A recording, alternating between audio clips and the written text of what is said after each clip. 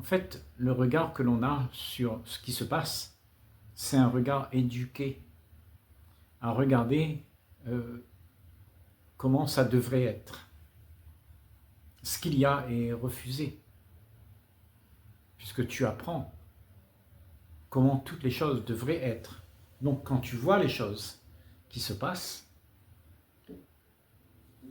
tu le transposes à ta façon de voir les choses, ta façon de conclure les choses, ta façon de croire que tout ça, c'est réel. Donc tu regardes les choses à travers le prisme de toute ta connaissance. C'est pour ça que le leurre perdure, parce que nous ne voyons pas ce qu'il y a. Nous voyons ce qui a été appris, ce qui a été propagandisé, une idée propagandisée, un idéal qui doit venir, parce que la réalité, elle n'est pas acceptée.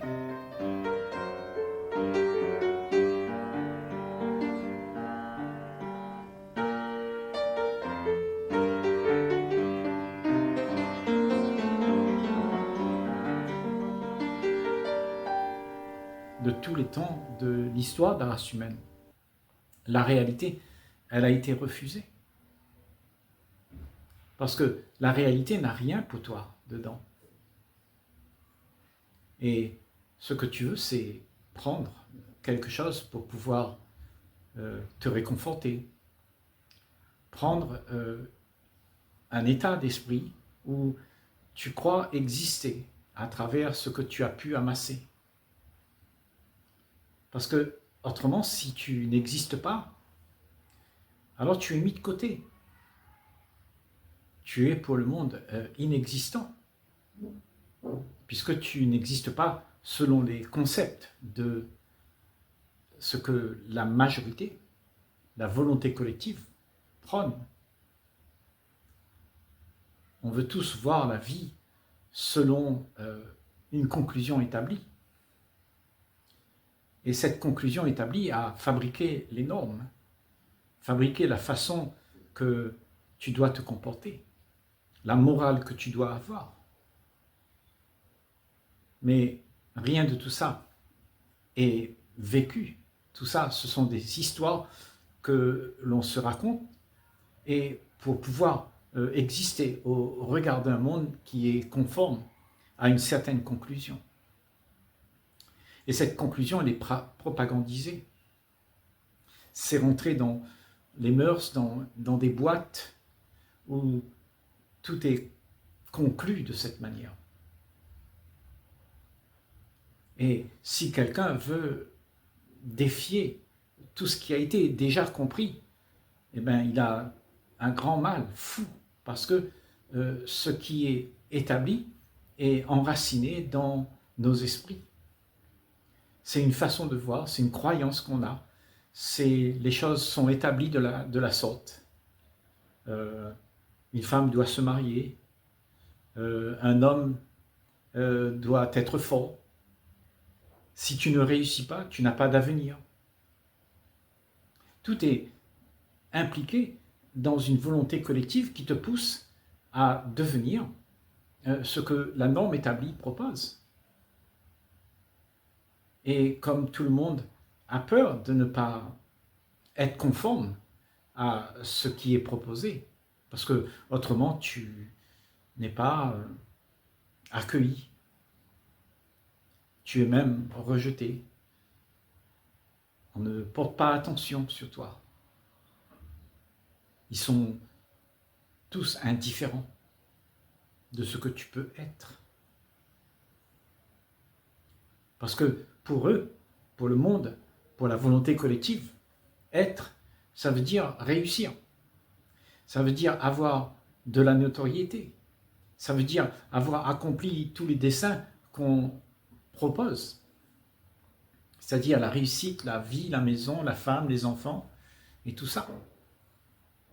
Et si tu n'es pas ça, alors le monde va passer devant toi sans même te regarder. parce que tu n'es pas dans la prescription de ce qui est attendu. Et c'est pour ça que le monde est divisé. Parce que tous, on veut aller se mettre dans une position sur l'échelle sociale pour exister au regard de ce monde. Et ce monde a déjà proféré comment doivent être les choses. Et c'est une habitude, c'est rentrer dans les mœurs, c'est traditionnel. Et c'est comme ça que ça se passe. Pourtant, quand tu fais ça, tu es insatisfait de ce que tu es, parce que ce que tu es n'a rien à voir avec ton essence. Tu joues un rôle qui n'est pas le tien. Mais on te demande de croire que ce rôle, c'est ce que tu es. Et c'est là l'illusion. L'illusion, c'est de croire que tout ce que tu vis là, c'est vrai. Or, si tu peux voir ce qui se passe vraiment, sans renier ce qui se passe, tu peux voir que tout ce que tu vis est d'une fausseté incroyable. Ce n'est qu'une apparence que tu proposes. Tu n'es jamais présent vraiment à cette vie. Tu n'es pas impliqué dans la vie. Tu t'es retiré de la réalité. Tu vis la vie comme une machine qui répète tout le temps les mêmes actions pour pouvoir exister dans ce monde. Parce que ce monde, c'est la répétition de toutes les actions qui font que tu puisses te procurer une sécurité. La sécurité d'être, avec tous les rôles que tu joues, tout ce que tu es devenu, tu veux que ça perdure. Parce que dans cette pérennité, tu es accueilli, tu es chouchouté, tu es adoré, on te met sur un piédestal et tu existes. Mais cette existence que tu as n'a rien à voir avec ce que tu es pour de vrai. Tu es tout le temps en train de jouer un rôle, tu es tout le temps en train de faire des choses pour plaire et tu es dépendant d'un regard qui te propose de la reconnaissance. Et la reconnaissance pour toi est devenue tellement importante que tu fais tout pour l'avoir. Tu séduis, tu plais, tu fais croire, tu subjugues, tu fais tout ça pour que l'autre puisse te donner de l'attention. Et cette attention, quand tu l'as, eh ben, tu te dis, j'existe, parce qu'il porte attention sur ce que je propose. Mais ce que tu proposes, c'est de l'apparence. Et c'est à travers cette apparence que tu te donnes une existence qui est fausse, qui n'est pas une réalité vraiment. C'est une réalité fabriquée de toutes pièces, et que tu mets en œuvre pour te faire valoir. En fait, ce sont les rôles qu'on joue dans lesquels il y a une certaine fierté d'être qui est montrée à tout le monde pour se faire valoir. Et tout ça, c'est inconscient, c'est fait dans l'inconscience. Mais en fait, c'est de l'arrogance, c'est de la fierté déguisée en quelque chose qui est possible. On se donne cette possibilité de devenir. Et on s'impose. Et c'est pour ça qu'il n'y a pas de rencontre tout simplement dans notre société. On se croise, on se parle, mais on ne se parle pas profondément, on se parle superficiellement de ce qui est bon pour que je puisse continuer à exister. Donc, je ne suis jamais, en fait, ce que je suis vraiment. Je suis seulement le miroir de tous les autres qui m'ont demandé d'être ce que je devrais être. Donc il n'y a pas de réalité dans tout ça.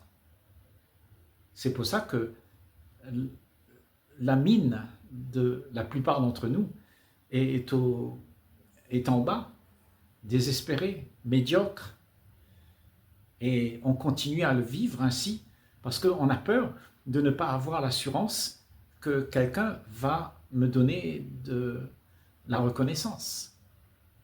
Donc tout est fait pour oublier que tu es autre chose. Tu es autre chose que ce que tu montres. Il y a cette autre chose-là, c'est ce que tu es, c'est ta sincérité d'être. C'est ton cœur qui parle à ce moment-là, mais plus ta tête. Parce que ta tête, c'est devenu une mécanique qui répète tout le temps les mêmes choses. Et tu ne sais plus être ce que tu es. Et ce que tu es, ça vient du plus profond de toi. Dans ton fort intérieur, il y a une sincérité. Et cette sincérité, elle se voit dans tout ce que tu vis. Tu as de la compassion, tu es intéressé, tu es émerveillé. Et tu ne cherches pas à te distraire de tout ça. Mais quand tu veux te distraire, ça veut dire que tu es en quête d'un monde qui n'existe pas. Parce que tu as peur de rencontrer la réalité de ce que tu es pour de vrai. Et cette réalité que tu es pour de vrai n'est pas née et ne meurt pas non plus. Ça a toujours été là.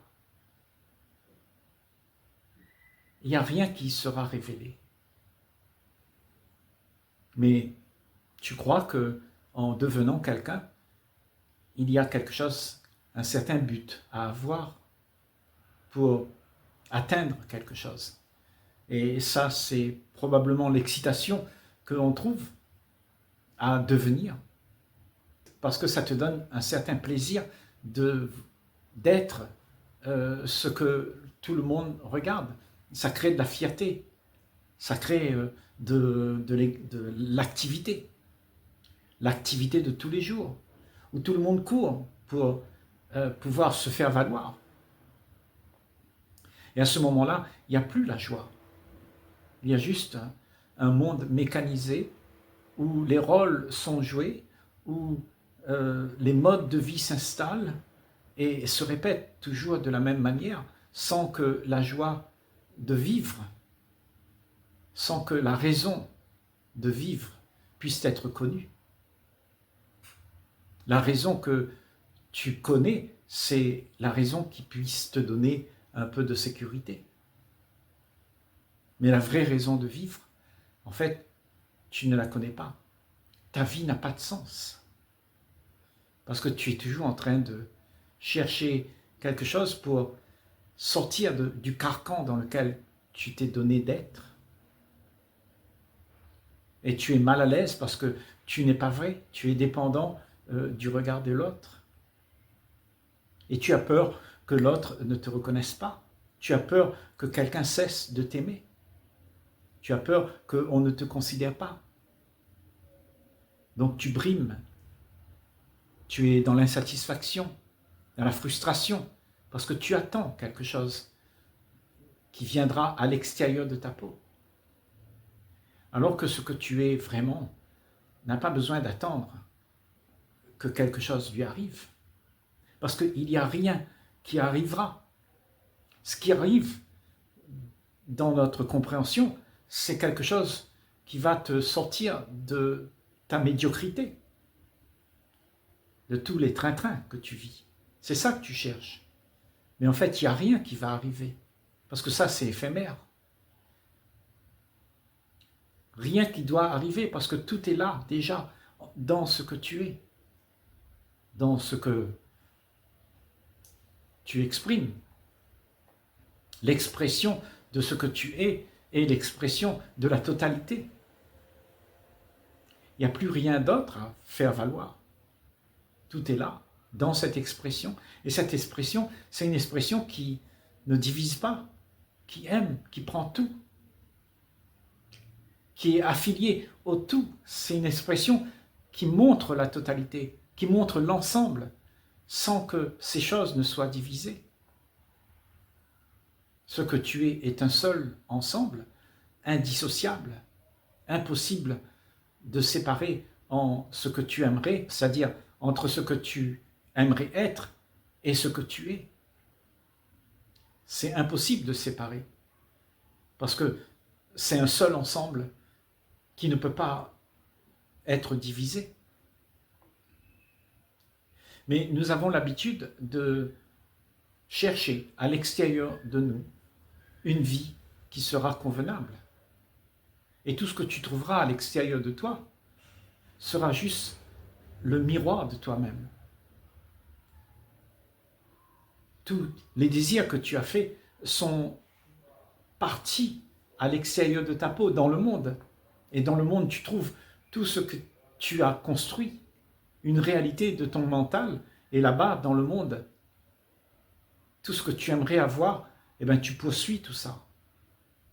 Tu as le désir d'avoir une voiture, ben, tu cours derrière, tu vas travailler pour l'avoir. Parce que c'est là-bas, il y a un but à atteindre. Tu veux avoir beaucoup d'argent, donc tu vas travailler, tu vas trimer, tu vas vouloir réussir. Donc c'est à l'extérieur de ta peau que ça se passe, tout ça. Mais là, on est en train de dire qu'il n'y a rien à prendre qui vient de l'extérieur. Parce que l'extérieur, c'est juste le reflet de ce que tu désires. Et tout ce que tu peux désirer t'amènera tôt ou tard à l'insatisfaction, à la déception.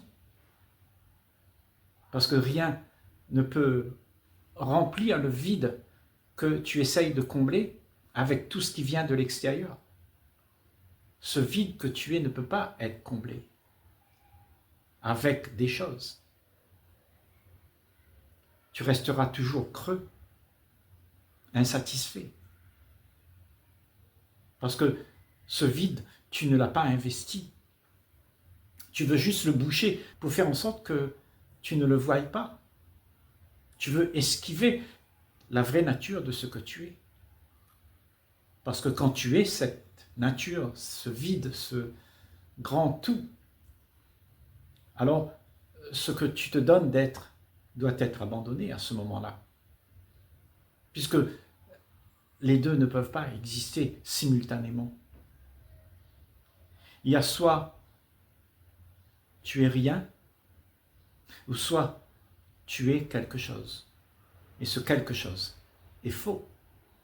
Parce que c'est seulement quand tu es rien, c'est-à-dire quand tu es le tout, indivisible, rien qui puisse être prendre pour pouvoir se faire valoir. Ça, c'est la vraie nature de ce que la vie allait. Et quand tu es comme ça, il n'y a pas de division. Il n'y a rien de fragmenté. La pensée ne fragmente pas ce qui se vit. Tout est vécu entièrement. Il n'y a pas de séparation entre lui et elle, entre toi et moi. Tout est un.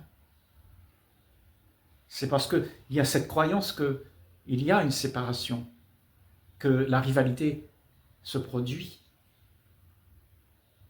Parce que chacun a son idée, chacun a sa façon de voir les choses. Et chacun campe sur ses positions. Mais ça, c'est la position que la pensée a fabriquée. La construction de ce que tu appelles moi, c'est la pensée qui construit ça. La pensée divise les uns des autres. La pensée divise entre le grand et le petit. La pensée divise entre le bien et le mal. Mais rien ne peut être séparé. La vie, c'est un seul tout qui vient de la même source.